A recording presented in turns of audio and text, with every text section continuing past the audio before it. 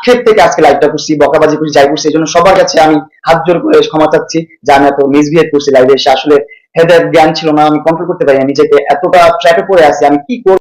লালার বাসায় যাওয়া হয়, ও যখন যাইতে বলে, ও যখন যাইতে হয় তখন যাইতে হয়, না হলে অনেক সিন ক্রিয়েট করে, ঝগড়াঝাটি করে, দেন বলে মামলা তুলবো না, এটা করবো না, সেটা করবো না, হুমকি দামকি দেয়। আসলে ও, আমি আজকে যে লাইভটা করছি এটা খুব আক্ষেপ থেকে করছি, খুব কষ্ট থেকে করছি। আসলে আমি এখন খুব অসহায়, আমি কি করবো আমি বুঝতেছি না, আমার মাথায় ঢুকতেছে না। ও আমার নামে পাঁচটা মামলা করছে, পাঁচটা মামলা করছে, একটা ধর্ষণ মামলা করছে, একটা অ্যাটেম্প্ট মার্ডার মামলা করছে, একটা মানহানি মামলা করছে, একটা হুমকি মামলা করছে, আরেকটা হুমকি মামলা করছে, আমি নাকি ওর হুমকি দিছি। কিন্তু এরকম কোনো কিছুই না।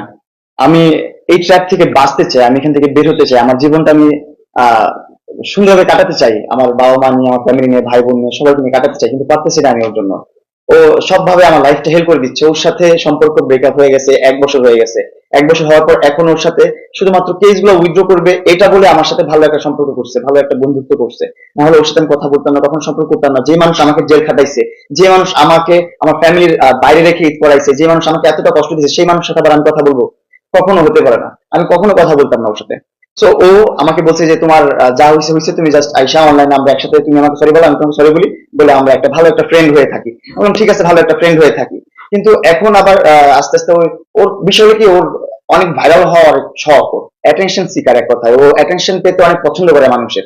এই কয়দিন আমি ওর সাথে কথাবার্তা বলি নাই, আমি আমার মতন ছিলাম, আমি আমার মতন কাজ করছি।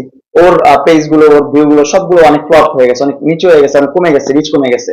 তো কমার কারণে ওর মাথায় এইরকমই প্ল্যানিং ঘুরতেছিল যে আসো আবার প্রেস কনফারেন্স করি। আমিও বুঝতে পারি নাই, আমি প্রেস কনফারেন্স করে ফেলছি ওর সাথে। হ্যাঁ, ও বললো যে মামলা তুলবে, তুলবে বলে এখন আবার বলতেছে আমি তোমার মামলা তুলবো না, তুমি যা মন চায় তা করো, তোমার মামলা আমি তুলবো না। আমি বলি কেন ভাই, তুমি মেয়েদের সাথে ঘুরো, এটা করো সেটা করো। ভাই আমার ফ্রেন্ডস থাকতেই পারে, আমার বন্ধু ওরা, আমার তো এগুলো বাজে ভিডিও না। ও আরেক বেটার বাজে ভিডিও নিয়ে এটা ওইটা সেটা, আমাদের কাজের ভিডিও আছে, অনেক কাজের ছবি আছে, অনেক জায়গায় অনেক আর্টিস্টদের সাথে কাজ করতে গেছি, সেই জায়গায় ছবি তুলছি, ভিডিও করছি, ওইগুলো আপলোড করতেছে। তারপর অনেক ফ্রেন্ডদের সাথে ঘুরতে গেছি, হ্যাং আউট করতেছি, যেখানে আমরা সুন্দরভাবে ছবি তুলছি, একটা ভালো ফ্রেন্ড, ভালো ঘনিষ্ঠ বন্ধু হিসেবে চলে এভাবে ছবি তুলতেছি। তারপর আছে আরো এইভাবে, মানে ফ্যান্টাসি থাকে। আপনারা বলিউডের হিরোইন দেখেন না, তারা ল্যাংটা হয়ে পর্যন্ত ফটোশুট করে, তাদেরকে নিয়ে এত কিছু হচ্ছে না। কেন হচ্ছে না? এবং তাদের ওইভাবে তারা প্রেজেন্ট করতেছে, আর ওইভাবে প্রেজেন্ট করতেছে, ও খুব বাজেভাবে প্রেজেন্ট করতেছে।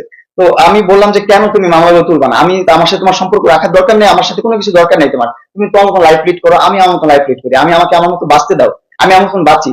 ভাই তুমি আমাকে এই মামলা টামলা এটা ওইটা সে দিয়ে হুমকি টুমকি, আমার ভিডিও নিয়ে, আমার পিকচার নিয়ে ব্ল্যাকমেল করে, এগুলো তো ঠিক হচ্ছে না। এটা তো আমার তো জীবন আছে। আমার আজকে এতটা খারাপ লাগতেছে, আমার মনে এমন লাগছে, আমি খুব আক্ষেপ থেকে আজকে লাইভটা করছি, বকাবাজি করছি, যাই করছি, এই জন্য সবার কাছে আমি হাত জোর করে ক্ষমা চাচ্ছি যে আমি এত মিসবিহেভ করছি লাইভে এসে। আসলে হেদায়েত জ্ঞান ছিল না, আমি কন্ট্রোল করতে পারি না নিজেকে, এতটা ট্র্যাপে পড়ে আছি, আমি কি করবো আমি বুঝতেছি না। আমার জীবন, আমিও তো একটা মানুষ, আমার তো মাত্র জীবনটা শুরু হচ্ছে। আমি যখন ওর সাথে পরিচয় হই তখন আমি 18 প্লাস না, আমি 18 মাইনাস, তখন আমি 18 বছরের আগে ওর সাথে সম্পর্ক, আমার পরিচয়, আমার একটা ভালো একটা সুমধুর সম্পর্ক ছিল ওর সাথে। কিন্তু ও আমাকে জেল টেল খাটানোর পর তো এগুলো আর কিছু নাই, আমি সব ভুলে গেছি। আমি ওকে একটা ভালো একটা ফ্রেন্ড মনে করি এখন, ভালো ফ্রেন্ড মনে করি শুধুমাত্র এই মামলাগুলোর কারণে, যে মামলাগুলো তুলে ফেলবে, এটা করবে সেটা করবে, ঠিক আছে, আমি শত্রু রাখার দরকার নাই, বন্ধু হয়ে থাকুক সারা জীবন। কিন্তু ও কি করতেছে, একটার পর একটা মামলা করতেছে আমার বিরুদ্ধে, আবার আমার ভিডিও, আমার পিকচার পুরো বাজেভাবে প্রেজেন্ট করতেছে সোশ্যাল মিডিয়াতে। আমার যে ফ্রেন্ডস আছে, তাদের ফ্যামিলি আছে, তাদের প্রবলেম হচ্ছে, আমার প্রবলেম হচ্ছে, সব দিক দিয়ে প্রবলেম হচ্ছে। আমার মনে হচ্ছে যে আমি সুইচ করি, নয়তো বা এই বাংলাদেশ ছেড়ে চলে যাই, বা কিছু গুম হয়ে যায় আমি, না হলে তো আমি জীবন যাপন করতে পারতেছি না। আমার তো বাঁচতে দিতেছে না, আমি তো বাঁচতে পারতেছি না।